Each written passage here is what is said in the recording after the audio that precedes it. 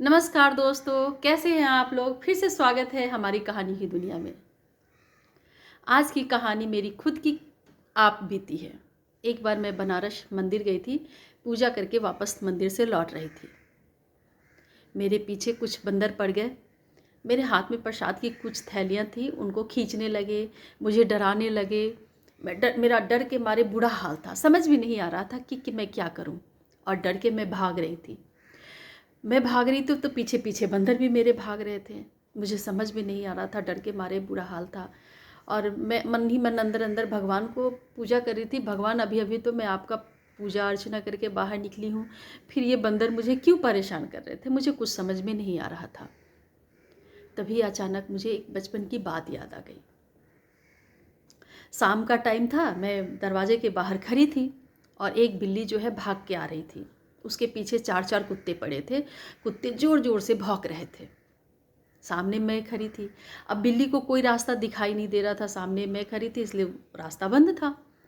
अब वो बिल्ली वहीं रुक गई और पीछे मुड़कर कुत्ते कुत्ते के ऊपर ज़ोर से गुर्राई। और बिल्ली जैसे ही गुर्राई, वो चारों कुत्ते जो हैं दुम दबा के भाग गए। जैसे ही मेरे मन में ये बात बचपन की याद आई, मैं चुपचाप से वहीं रुक गई। और रुककर जैसे ही मैं रुकी तो मैंने ये देखा कि बंदर भी वहीं रुक गए। मैं भी बंदर को यूं ऐसे घूरने लगी।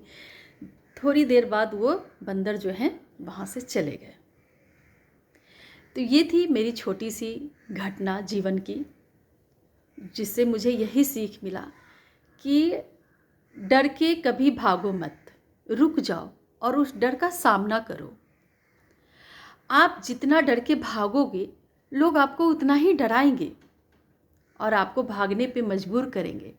इसलिए डर के भागो मत, रुक जाओ और रुक कर उस डर का सामना करो।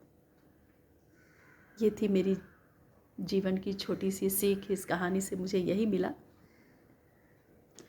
अगर आपको मेरी बातें अच्छी लगती है, कहानी अच्छी लगती है, तो लाइक करें एंड सब्सक्राइब करें और फॉलो करें।